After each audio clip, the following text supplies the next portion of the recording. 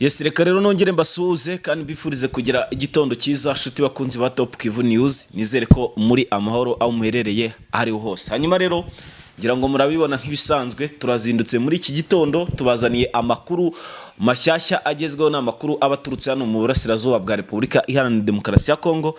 Twizere rero ko mumeze neza cyane, murabona ko natwe tumeze neza cyane. Turazindutse mugenzi wanjye hari izindi gahunda arimo cyangwa se yagiyemo n'ubundi zerekeranye no kubashakira amakuru cyane cyane kuri tele.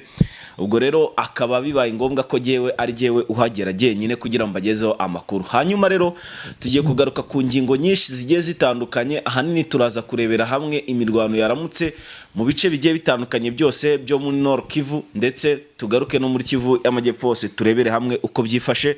Hari imirwano yaramukiye mu bice byo mu Minembwe, aho ku munsi w'ejo twirwaneho batangaje ko hari drone 10 zateye amabombe 162 yose muri biriya bice, mu gihe leta ya Kinshasa yari yatangaje ko yemeye agahenge maze ibyo bitero byose bikahita bibaho. Hari byo rero Colonel Nanga muri iki gitondo yagarutseho, turaza kubivugaho. Yabikomoje bavuga ati itangazo rya Repubulika Iharanira Demokarasi ya Kongo rira rwose ni fake news, biriya nta kintu kibirimo habe na gatoya. Niko yavuze ati kurano kujijisha. Ibyo turabigarukaho, ishobora kuba ariyo mpamvu ya mbere mve turatumye ivuga ko bo agahenge bagahorana, nta mpamvu yo gusinya ngo bagiye gusinyira agahenge kandi n'umundi bagahoramo. Hagati aho muri amakuru turaza kwabwira ko igisirikare cy'u Burundi cyongeye guhura n'uruva gusenya mu bitero karabutaka bari bamaze gutegura biri bugabwe ku ntare za Sarambwe, ariko bakaza kwisanga muri ambush. Ese iyi ambush yabereye hehe, byagenze bite? Ibi nabyo uraje ubyumve neza cyane. Hanyuma nanone mu yandi makuru, Afande General Sultan Makenga, uyu nguyu ni umusirikare ukomeye cyane mu ntare za Sarambwe, ni intare nkuru, intare batinya, tayari ari mu mujyi wa Bukavu. Ese hano mu mujyi wa Bukavu ko bivugwa ko yaba yamaze no kuraramo, yaba yazanwe n'iki? Ese Uvira yabigiye gufatwa cyangwa n'ibindi bice byinshi cyane byabigiye gufatwa? Nicyo bishatse gusobanura. Ibi nabyo rero ndaje mbibabwire neza cyane, mbabwire amajyana maza y'uyu mugabo, icyamuzanye ndetse nicyo ari hariya akora muri rusange. Byose turabifite hano ku gakayi kacu kabisa, mwe mube hafi cyane, ndabizi neza muraza kugenda musobanukirwa. Ariko kandi ntago turi bwirengagize amakuru ari kuvugwa mu gihugu cy'u Burundi, aho Perezida Evariste Ndayishimiye ivuga ko yamaze kuririmura abasirikare bose uziko azi neza ko baba bamurwanya, yatangiye kugenda abica urusorongo. Ubu hapfuye 2. Ese byagenze bite? Nabyo ndabifite muri aya makuru, uraza kubyumva neza cyane gatanu kuri gagenzi kako. Mu mirwano iri kubera muri Kivu ya ruguru, muri Warikare nandi ajya atandukanye hose, dufite amakuru menshi cyane. Wowe icyo tugusaba nta kindi ni ugukanda like kabisa, like zikaba nyinshi cyane, hanyuma ukanakanda kuri subscribe kugira ngo tujye tubana umunsi ku munsi, mu gihe nyine amakuru nk'ayanga twashyizeho ntakajye agucika. Rero turi kubana muri iki kiganiro, nitwa Pacifique, ninjye wagutegurira aya makuru nkaba ngiye no kuyakugezaho. Reka rero nizere ko muri amahoro neza aho muri hose. Imana irambura ukuboko mu bikorwa byanyu. Reka nanjye mbahereze ku makuru aramutse muri iki gitondo avugwa. Hanyuma amakuru yacu munyemerere tuyahere ku byo ngoreyetana Colonel Nanga amaze kuvuga mu kanya gato gatambutse. Yavuze ati ibi mubona Kinshasa yisinyishwa ibintu by'impapuro, ati bira rwose ni amayeri, ni amanyanga mabi cyane akomeye. Ati ibintu bijyanye n'agahenge byo nta gahara ku gahenge ntako. Ibi rero bikaba bigaragara ko ari itsinzwi ikomeye cyane ku ruhande rwa Kinshasa. Ahangaha nyuma yo gutangaza agahenge, bakaba ariko bahise batangiza ibintu by'imirwano mu bice bya za Minembwe. Nibigaragaza ko Repubulika Iharanira Demokarasi ya Kongo burya ibijyanye n'amasezerano yabo rwose nta masezerano barimo, kuko nk'ubu ngubu twirwaneho yasigaragaza ko yagabweho igitero cy'amadrone 10 ndetse haterwa bombe 162 zose mu bice bya hariya imurenge. Ibi rero bikaba bimwe mu bimenyetso bigaragaza neza ko yakagahenge nta nakazigera kabaho, ahubwo ko bwari uburyo bwiza bwo gutungura M23 mu gihe yaza kuba yasinye ko bagiye muri CCRF cyangwa se mu gahenge karambye. Ibi rero Colonel Nanga bigarutse bitewe n'ibyo bibazo byose byagiye bababwira ati rwose ntago Kisekedi yatanga gahenge, ndamuzura mugabo rwose ninjye muntu wamwikoreye. Ati ibintu byo gutanga gahenge byo ni ibintu bidashoboka, ni nko gufata amata ukayavanga n'amazi warangiza ugashaka kuyacayura kandi bitari buze gukunda, cyangwa se wenda ugafata ifu y'iki y'amakoma cyangwa se y'ibindi bintu kavangira mu mazi, ni ibintu bidashobora kwita bicangurwa ako kanya ngo bikunde. Tshisekedi rero ni umunyamayeri menshi cyane, akaba yari yatangije amayeri y'ibiganiro hagati ye na AFC M23 kuko yabonaga ko ari gutsindwa, akavuga ati nindamuka nemeye tukahura tukaganira hanyuma tukemeza agahenge bizampa umwanya wo kwitekerezaho neza ndetse no gutegura ibindi bitero karabutaka bizasiga nkuyemo Bukavu. Ariko bikaza kurangira asanze intare za Sarambwe burya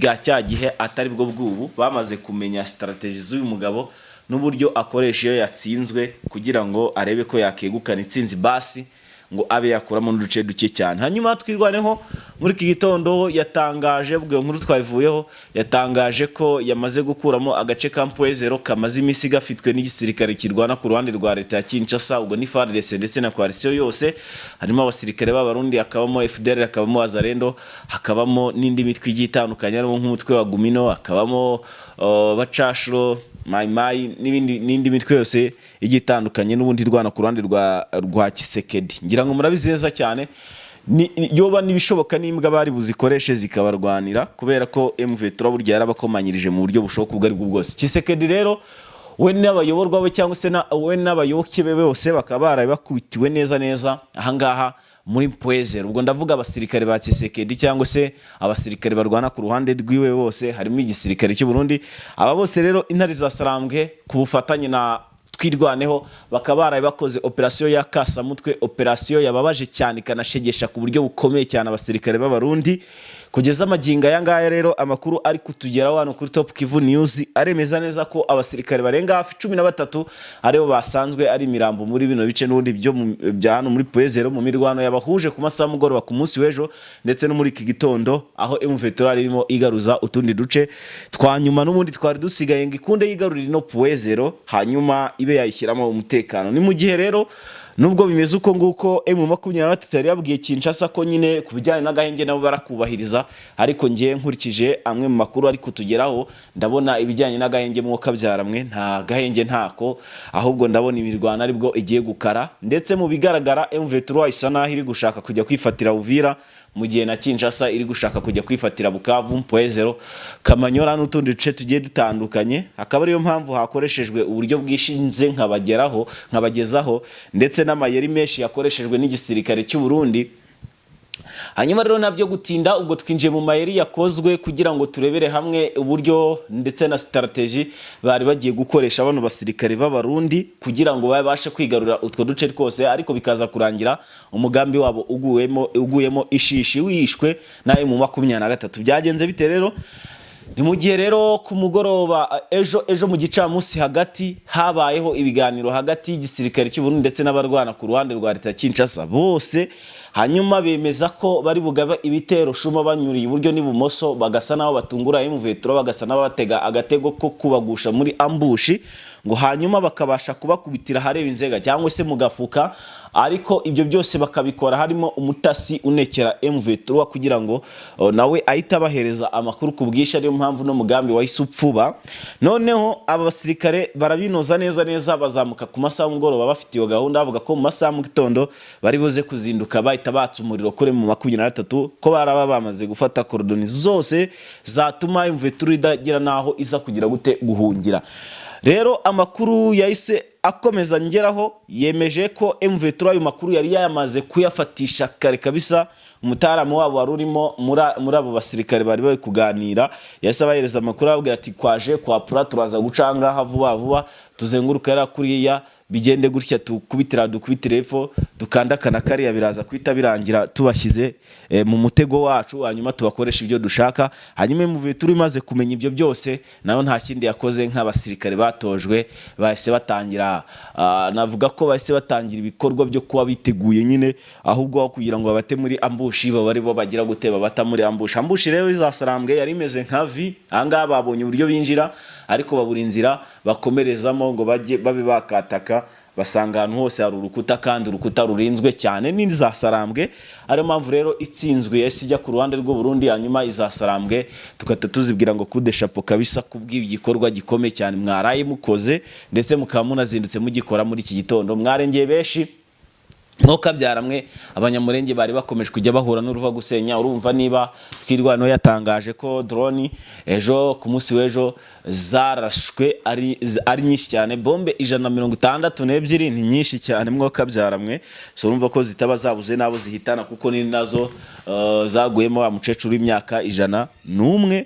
Uyu mukecuru wafatwaga nk'ukomeye kabisa, urumva yaramaze amaki menshi cyane, yaramaze amaki asaga n'umukurambere, sinabura no kubivuga. Imyaka 100 ni myinshi. Mwoka byaramwe sinzi niba twe tuzayigeza, ariko Imana izadushyigikire, wenda buriya natwe tuzageza ku myaka 100 twumve ubundi babimeze bite umuntu iyo yuzuje imyaka 100. Ngayo nguko rero ako nakaba kanyuzemo.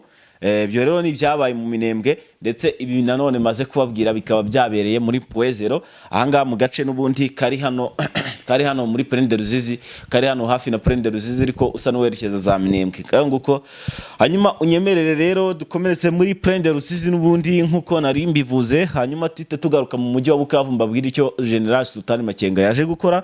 Nituva ngaho turaza kwerekeza mu Burundi tubone kugaruka muri Kivu ya ruguru twita tunasoza amakuru yacu.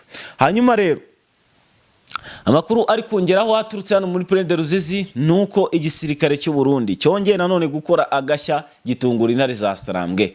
Mana nyagasani, nari nzi ko intare za Sarambwe burya arizo zijya zitanga breakfast, zo zitajya zihabwa iyo breakfast. Nimvuga breakfast ubwo no kuvuga ngo urugamba rwa mu gitondo rwajyaga rwakira igisirikare cy'u Burundi, ariko none uru rugamba noneho rwakiriye M23 ndetse bazindutse bakoramo akazi MV3.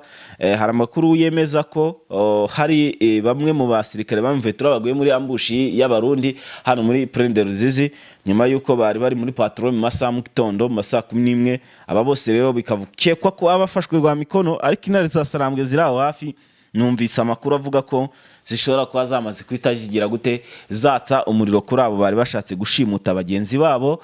Bari abasirikare 6 bari mu 23 bari muri patrol, ubwo bari bashoje, bari gusa n'abari gusoza akazi kabo ko gucunga umutekano mu masaha y'ijoro hano muri bino bice ahanini bigaruriye byose byo muri Prende Ruzizi. None rero bakabagwe mu gico cyangwa se mu gaco k'umwanzi w'abasirikare b'abarundi, akaba rero ari we yari yashatse kubakoresha ibyo yishakiye, ariko kweza amagingo anga yaboherejeho itsinda ridasanzwe rigomba kujya kubohoza bano basirikare. Ubwo birumvikana ko n'ubundi ntaho barabajyana, kuko iyo baba bajyana bakabaye babagejeje Uvira. None rero babarikiye mu ibyo bice gusa, barabafite nk'imbohe cyangwa se nk'ingwate zo kusaba ingurane kuri mu 23. Ese baraza kubasaba kurekura Poezero cyangwa utundi duce? Reka dutegereze turebe kiri buze kuza kuvamo. Gusa igihari nuko n'ubundi imirwano ikomeje kumera nabi cyane ahangaha muri Prende Ruzizi, ndetse intare za Sarambwe zikaba ziri gukora ibishoboka ibyo ari byo byose kugira ngo aka gace kaba gace ka mbere gatekanye kandi gafite umutekano mwiza, ndetse n'ibindi bikorwa remezo byiza n'abaturage beza, mbese nta kintu kibi gihari. Hanyuma munyemerere mbabwire ko General Sultan Makenga yaba yamaze kugera hano mu mujyi wa Bukavu ku mugoroba w'ejo wa tariki ya 13 niba ntibeshye mu Gashyantare 2025. Birakekwa ko aribwo yaba yamaze kugera hano mu mujyi wa Bukavu. Uyu mugabo rero bimwe mu byamuzanye, nubwo birinze gutangaza byinshi, batangaje ko uyu mugabo yaba yazanwe no kuba ashaka ko hari ibice byinshi bifatwa, harimo no gutera morale abasirikare kugira ngo bumve yuko afande wabo ari aho ngaho, dore ko twamenye amakuru ko bimvise ko Sultan Makenga ari hafi aho ebana ngo barwana nk'abiyahura kugira ngo batsinde vuba, hanyuma Makenga bashimire kuvuga ngo ijambo mwakoze neza abahungu banjye, rituma abasirikare bagira imbaraga zidasanzwe ku buryo bukomeye cyane, ku buryo niyo bongeye kwinjira mu rugamba hewana basya batanzitse. Tubirutse ko abangaba bari guhangana n'abakomando baherutse mu gutureningwa ahangaha mu kigo cya Cyanzu. So rero Sultan Makenga mu byamuzanye ibyo birimo, hanyuma kandi yaje no kureba uburyo cy'umutekano uhagaze hano mu mujyi wa Bukavu, n'abaturage bagizweho n'ingaruka n'intambara hanini bahunze bakaza hano mu mujyi wa Bukavu, ndetse abandi bakajya za Kamanyora aho bahunze imirwano yaberaga muri Prende Ruzizi, nyuma yuko bakiranye intare za Sarambwe ibyishimo byinshi. Ahangaha rero bakaba bakambitse hano muri Kamanyora kubera icyo kibazo nyine cyabaye cyo kuba barakiriye intare za Sarambwe muri Uvira, bikarangira intare za Sarambwe zitaye umujyi wa Uvira zikiviramo. Abaturage rero babonye ntaho bazasigara, bavuga ati n'ubundi dushobora kubikomeza ariko bikarangira nabi. Byabaye ngombwa ko bakurikira za Sarambwe bakazana mu bice ziyobowe. None rero Sultan Makenga akaba ejo yarazisuye. Ese ibyo baganiriye ni ibiki rero? Wenda ibyo ndaza kubikugezaho mu kiganiro cyacu kiri buze kuba gikurikira. Mu yandi makuru twinjiye mu gihugu cy'u Burundi, nyakubahwa Perezida Evariste Ndayishimiye aragirizwa kwivugana abayobozi babiri bataratangazwa amazina b'abasirikare b'abarundi bashobora kuba bamaze kwicwa, bamwe bari ku rutonde rw'abantu 100 yatoranyije, avuga ati abangaba rwose babaye batariho cyangwa se babaye badahari, ati ibintu byanjye byose byagenda neza cyane nk'uko mbishaka, atariko kubera yuko bahari rwose ntago bishoboka, cyane ko niyo agiye hanze mu butumwa bw'akazi, ubwo ndavuga Never, agenda afite ubwoba bw'uko ari bugaruka asanga intebe y'ubwami cyangwa se intebe yo kuba ari perezida yaba yakuweho kera, kudeta yayiriye. Ndetse ubu ngubu noneho muri iyi minsi ari kuvuga ko atazongera gusiga umugore we, cyane ko yaba amusize mu byago ngo hato atazicwa, dore ko nta mwana kibana nawe. Ngayo nguko abantu mwe ntago byoroshye mu gihugu cy'u Burundi. Perezida Evariste Ndayishimiye arashinzwa kwivugana batavuga rumwe n'ubutegetsi bwe, babiri b'abasirikare banakomeye mu iki gisirikare cy'u Burundi. So reka rero tujye muri Kivu ya ruguru twite dusoza n'amakuru yacu. Yari iminota bike cyane ya breaking news. Kivu y'amajyaruguru rero amakuru ari kutugeraho aremeza ko teritwari ya Walikare, imwe muri teritwari zikomeye cyane, kamwe cyangwa igihugu kimwe mu bihugu biri muri Repubulika Iharanira Demokarasi ya Kongo ariko cy'abakoroni, ubwo ndavuga ababirigi, ubwo ndavuga kano gace ka Walikare gakoronejwe cyangwa se gafitwe, ndetse na system zose z'ikoranabuhanga zirimo zose ni z'ababirigi. Aha hose rero amakuru ari kungeraho nuko MV3 tayari yagerageje kwinjiramo gatatu muri iri joro ryakeye, ariko bikajya byanga. Gusa noneho bashobora kuba babigezeho kuko hari amakuru yemeza ko bamaze no kwinjira abana b'intare nyuma yo kudondagura ku rukuta rw'ababirigi igihe kinini, bikaza kurangira batarusenye cyangwa se batabonye uburyo bwo kwinjiramo ngo babe bakora ibyo bashakaga gukora. So ngaho nguko rero bakunzi bacu nuko bihagaze teritwari ya Walikare. Ubwo update y'ugisohoka yose ndi tayari kuza kuyikubwira neza cyane gatanko kuri kagenzi kako. Ndakwibutsa gukanda subscribe we shuti yacu akadasohoka, we tubana umunsi ku munsi. Hanyuma rero mu bikorwa byose mukora Imana ijye ibiha umugisha, nanjye Imana ijye ibiha umugisha. Ndagukunda cyane, Imana ikurinde. Bye bye.